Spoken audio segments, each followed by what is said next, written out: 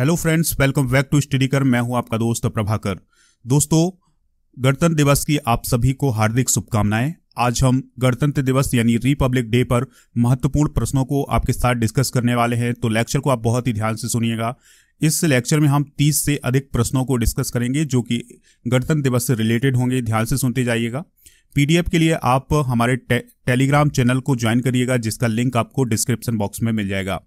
दोस्तों, अगर आपने अभी तक स्टडी कर को फॉलो नहीं किया है तो फॉलो कर लें और बेल आइकन जरूर दबा लें, जिससे आपको सबसे पहले नोटिफिकेशन मिल सकेगी। चलिए देखते हैं पहला क्वेश्चन क्या है। इंपॉर्टेंट क्वेश्चन है। 26 जनवरी 2022 को गणतंत्र दिवस की कौन सी वर्षगांठ मनाई गई है? तो इसका जवाब होगा 73वीं वर्षगांठ।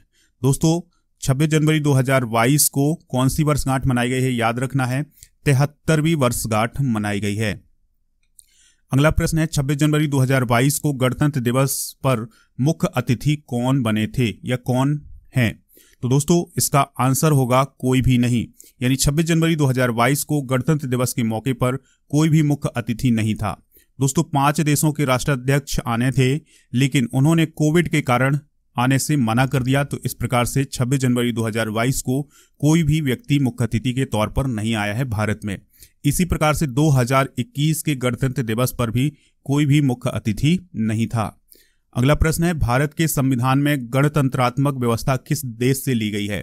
तो इसका जवाब है फ्रांस से। दोस्तों, फ्रांस से कौन सी व्यवस्था ली गई है? गणतंत्रात्मक व्यवस्था। अगला प्रश्न है, भारत का गणतंत्र कब लागू हुआ था? यानी भारत गणतंत्र कब बना था? तो इसका जवाब है 26 जनवरी 1950 को। कब दोस्तों? 26 जनवरी 1950 को हमारे देश का संविधान लागू हुआ था। यानी इस प्रकार से भारत एक गणतंत्र राष्ट्र बना था। अगला प्रश्न है, 1857 के विद्रोह के समय भारत का गवर्नर जनरल कौन था? ऐसे क्वेश्चन भी दोस्तों आ जाते हैं एग्जाम में, बहुत ही इंपॉर्टेंट क्वेश्चन है। तो 1857 के विद्रोह के समय भारत का गवर्नर जनरल कौन था? तो इसका आंसर है लॉर्ड कैनिंग। लॉर्ड कैनिंग था 1857 के विद्रोह के समय भारत का गवर्नर जनरल। अगला प्रश्न है, यह कथन किसका है? एक ध्वज न सिर्फ हमारी स्वतंत्रता बल्कि सभी लोगों की स्वतंत्रता का प्रतीक है। तो हमें बताना है कि यह वक्तव्य या यह कथन किसका है। तो इसका जवाब होगा जवाहरलाल नेहरू का। दोस्तों, भारत के पहले प्रधानमंत्री हैं जवाहरलाल नेहरू, और उन्होंने कहा था एक ध्वज न सिर्फ हमारी स्वतंत्रता बल्कि सभी लोगों की स्वतंत्रता का प्रतीक होता है। अगला प्रश्न है, भारत का संविधान बनने में कितना समय लगा था? कई बार एग्जाम में पूछा गया क्वेश्चन है, स्टार कर लीजिएगा। तो इसका आंसर होगा 2 वर्ष 11 माह और 18 दिन। यानी 2 वर्ष 11 माह और 18 दिन का समय लगा था भारत का संविधान बनने में। अगला क्वेश्चन है, गणतंत्र दिवस पर भारत का ध्वजारोहण कौन करता है? तो इसका जवाब है राष्ट्रपति। कौन करता है दोस्तों? राष्ट्रपति। यानी गणतंत्र दिवस पर ध्वजारोहण कौन करते हैं? राष्ट्रपति करते हैं। अगला प्रश्न है, पहला गणतंत्र दिवस कब मनाया गया था? तो इसका जवाब होगा 26 जनवरी 1950 को। कब मनाया गया था? 26 जनवरी 1950 को पहला गणतंत्र दिवस मनाया गया था। नेक्स्ट क्वेश्चन है, भारत के राष्ट्रीय ध्वज में 3 रंग की पट्टियां कौन कौन सी हैं? तो दोस्तों, हम सभी को पता है भारत के राष्ट्रीय ध्वज में 3 रंग की पट्टियां कौन कौन सी हैं। तो इसका जवाब है केसरिया, सफेद और हरा। यानी सबसे ऊपर केसरिया रंग, फिर बीच में सफेद रंग और फिर दोस्तों तीसरे नंबर पर होता है हरा रंग। अगला प्रश्न है, भारत के राष्ट्रीय गान जन गण मन के रचयिता कौन है? तो इसका जवाब है रविंद्रनाथ टैगोर। दोस्तों, रविंद्रनाथ टैगोर ने भारत का राष्ट्रगान और इसके अलावा बांग्लादेश का भी राष्ट्रगान लिखा है। तो इस प्रकार से दुनिया के एकमात्र ऐसे व्यक्ति हैं रविंद्रनाथ टैगोर जिन्होंने 2 देशों का राष्ट्रगान लिखा है। अगला प्रश्न है, भारतीय संविधान द्वारा संविधान को कब अपनाया गया था? तो इसका जवाब है 26 नवंबर 1949 को। दोस्तों, 26 नवंबर 1949 को भारतीय संविधान सभा के द्वारा हमारे संविधान को अपनाया गया था। अगला प्रश्न है, गणतंत्र दिवस पर विभिन्न राज्यों में ध्वजारोहण कौन करता है? तो इसका आंसर है मुख्यमंत्री। अगला प्रश्न है, पहले गणतंत्र दिवस के मुख्य अतिथि कौन थे? दोस्तों, जो पहला गणतंत्र दिवस मनाया गया था 26 जनवरी 1950 को, तो उस समय मुख्य अतिथि कौन थे? तो इसका जवाब है इंडोनेशिया के राष्ट्रपति। क्या नाम था उनका? सुकार्नो। क्या नाम था? सुकार्नो। तो इंडोनेशिया के राष्ट्रपति थे पहले मुख्य अतिथि। अगला प्रश्न है महात्मा गांधी ने सविनय अवज्ञा आंदोलन को कब शुरू किया था? तो जवाब है 1930 में, यानी 1930 में महात्मा गांधी ने सविनय अवज्ञा आंदोलन शुरू किया था। अगला प्रश्न है भारत का राष्ट्रीय गीत वंदे मातरम, इसके रचयिता कौन है? तो दोस्तों वंदे मातरम की रचयिता कौन है? याद रखिएगा बंकिम चंद्र चट्टोपाध्याय। कौन है? बंकिम चंद्र चट्टोपाध्याय।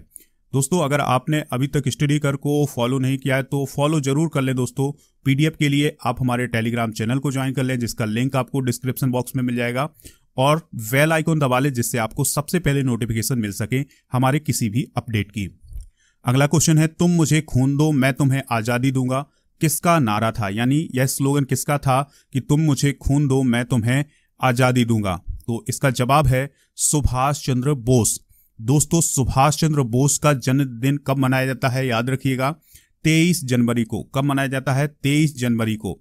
और केंद्र सरकार के द्वारा 2021 में 23 जनवरी को पराक्रम दिवस के रूप में भी घोषित किया है। कौन सा दिवस दोस्तों? पराक्रम दिवस। ठीक है। और अगला प्रश्न डिस्कस करते हैं, पहला गणतंत्र दिवस समारोह कहां आयोजित किया गया था?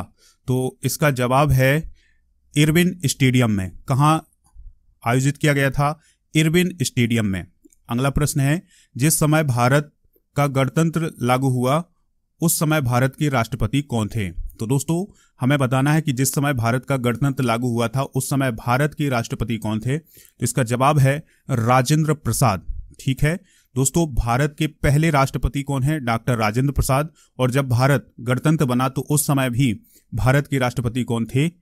डॉक्टर राजेंद्र प्रसाद। अगला प्रश्न है भारतीय राष्ट्रीय ध्वज का डिजाइन किसने तैयार किया था? तो इसका जवाब होगा पिंगली वेंकैया ने। किसने दोस्तों? पिंगली वेंकैया ने हमारे भारतीय राष्ट्रीय ध्वज का डिजाइन तैयार किया था।